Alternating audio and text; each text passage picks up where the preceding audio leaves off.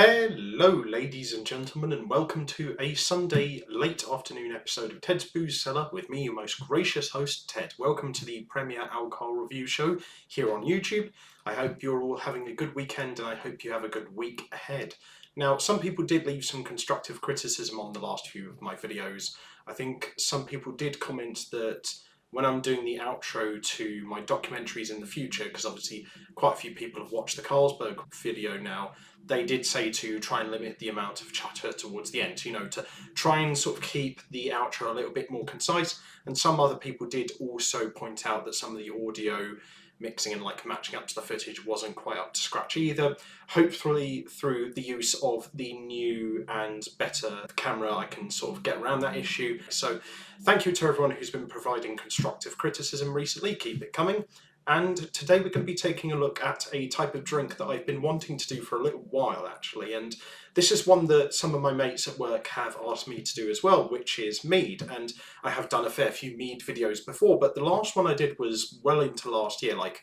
It was, now that I think about it, probably was at least well over a year ago in all honesty. So definitely a mead video is quite somewhat overdue, and we're going to be taking a look today at one from a brewery that I can't say I've seen before. They may be a fairly new brewery, but they are Hive Mind, and this is one of their sparkling meads. Now, they do tend to do more flatter traditional meads, but they also do more modern sparkling meads like this one. With the sparkling mead, they've got a few different flavours as well. This one is honey and ginger. This is a 330ml can. It is 4% alcohol volume. I got this for £4 from the Wine Barrel in Hove, so give them a look in if you like yourself some nice imported or craft alcohol. And it says on the side of the can here, 300,000 flowers visited and 50,000 bee miles flown for the honey in this can. Hey, we're beekeepers and brewers who make sparkling mead, a modern twist on the world's oldest alcohol. As nature intended, our mead only has three main ingredients: honey, water and yeast. It's lightly sparkling, medium sweet, fruity and refreshing, so it's great with dinner, in the pub, with the picnic or at the festival. And they've got a website here which is Hive Mind Meadery, so do give them a look in because they seem like they are very much dedicated to what they're doing. And mead, I think, is somewhat of a forgotten art, even though it is fundamentally the most important alcohol because it was the first properly organised way of making alcohol as well. So yeah, no, it's very important. I'm glad people are still paying homage to it thousands of years later. But it also says on the back of the can here, sparkling mead, honey and ginger. Honey and ginger is a classic combination. This drink infuses root ginger into our mead for those great fiery and sweet flavours. With a little ginger kick, it's great all year round, but a perfect winter warmer.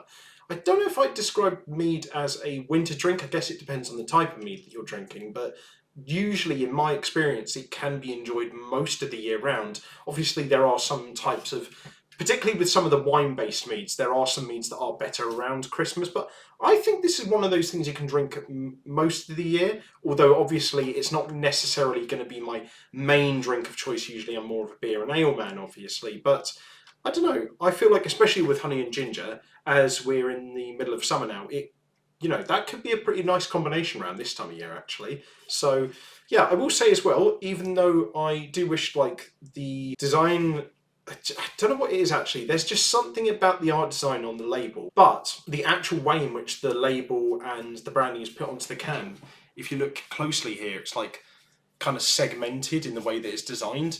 Like the actual art itself that's on the can, I'm not a massive fan of, but the colours and the way that the labelling, like the outlines and the different sections overall are designed, and the shapes in general, I really, really like. So yeah, based on everything I've just said, I think I'll give the design of the label and the can a 7.5 out of 10.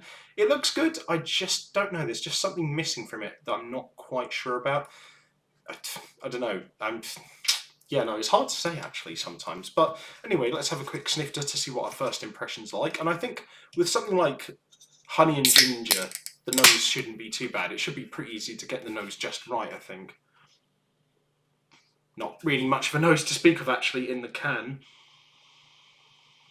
Yeah, I can't really make out much of the character of this in the can actually. So yeah, we're going to have to pour it into the glass. So yeah, it's kind of a non-applicable for that one. So yeah, I don't know, what can you say? But anyway, as it is a old-fashioned drink that is very heavily associated with Viking culture, I'm going to pour it into this Viking glass horn that I got for my 30th birthday, and we'll drink it respectably and traditionally, like how it's meant to be. So, see what it looks like in the glass.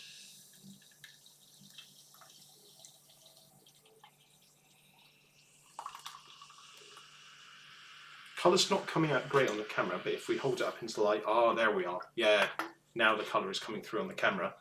So yeah, you can see it's kind of like almost got like kind of a colour that's like a cross between appetizer and a fizzy pear cider. So it's an interesting look to it. Yeah, it's not the kind of colour I was expecting, but then again, this is a modern sparkling mead, so I probably should have expected that really. But let's have a quick sniff of it in the glass and see what our real impressions are like of the nose. So, ooh. You know what it smells like? It smells a bit like... It smells like sparkling ginger juice with a hint of elderflower. And yeah, definitely a bit of like a honeyish after smell as well. So yeah, the smell is actually really, really nice. It's very, very pleasant. It doesn't stay too long in the nostrils. It's generally quite pleasant. And yeah, the main profile is... Obviously, it's the ginger, so that's kind of a foregone conclusion, but there's this weird sense of elderflower there that I didn't expect, but maybe that's just me, but it does kind of have this floweriness to it that kind of ties everything together. So yeah, I would give the nose a very solid 9 out of 10. Yeah, really, really, really smells nice actually. So anyway, before we see what this sucker tastes like, quick palate cleanser of water.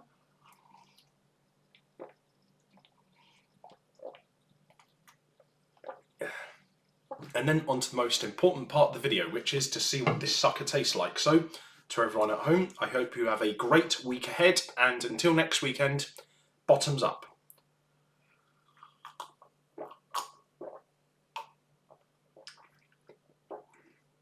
Whoa, that's nice. Oh, that just goes straight down. In fact, it kind of feels like the same kind of honey flavour that you get in one of those cans of fizzy green tea that you can buy in like Thailand. It's kind of got the same honeyness to it that does. And then you combine it with this slight booziness and that extra like little tint of ginger. And then there's what I can only describe as like a little hint of vanilla. Maybe it's just me, but let me try it again. It might just be that flowery aspect again though.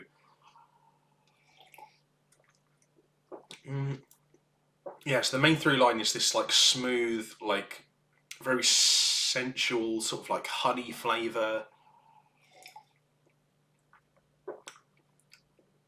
It's broken up a little bit in the middle by the fizz. There's this kind of like ginger flavour that sparkles throughout. It doesn't kind of like settle a little bit in like places. It just kind of like fizzles out here and there, but in a way where it's like the kind of same kind of sensation as if you're having popping candy, not in the same sense as like it's as much of an intense experience as popping candy, but when you have popping candy, I don't know if you've ever had it, it kind of just sort of fizzles around your mouth, the flavour. It doesn't just go like straight down. It's not necessarily what I'd call a contemporary kind of mouthfeel experience, so that's kind of what I'm getting with the ginger aspect of this. It kind of just kind of appears here and there while you're drinking it, and it kind of just complements the honey flavour because it kind of just breaks it up a little bit here and there when it kind of you notice it. So it's a weird flavour and texture profile, but it's quite nice and it works really well actually.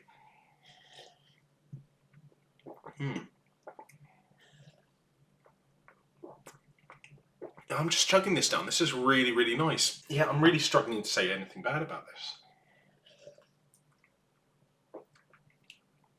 I think my only gripe is I wish there was a little bit more ginger, and I think that would really help to offset and kind of balance out the honey and the floral flavour in there as well. But generally speaking, this is really, really good. This is damn near one of my favourite meads I've ever had, so I'm going to give it a 9 out of 10. This is really, really nice. I'm thoroughly pleasantly surprised by this because I haven't had the best experience with sparkling mead in the last few years, so I don't know, I was kind of going into this with a bit of a trepidatious kind of view of it, but I'm actually really pleasantly surprised. Yeah, I really enjoy this, so I would definitely go out of my way to get this again. The only thing is, I do think it could be a little bit cheaper. But generally speaking, I think if you lowered the price by about £1 or at least 50 pence and then added in a little bit more ginger, then we'd be getting on for like a 10 out of 10. But as it is, it's still really, really nice, and I would thoroughly recommend this for first time sparkling mead drinkers. So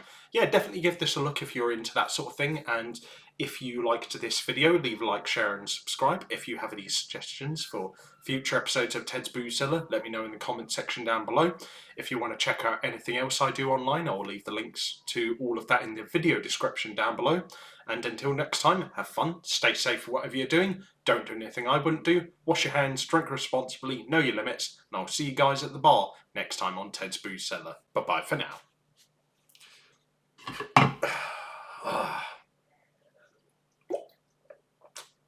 Lovely.